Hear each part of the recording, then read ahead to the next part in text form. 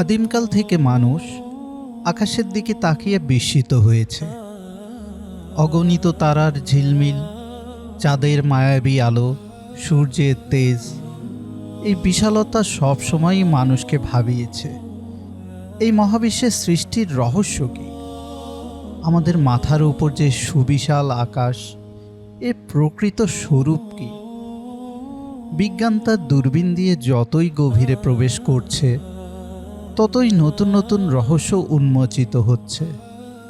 কিন্তু প্রায় ১৫০০ বছর আগে যে ঐশী গ্রন্থ আল কুরআন নাজিল হয়েছিল, সেই গ্রন্থ কি এই আধুনিক বিজ্ঞানকেও চমক দেওয়ার মতো কোনো তথ্য ধারণ করে?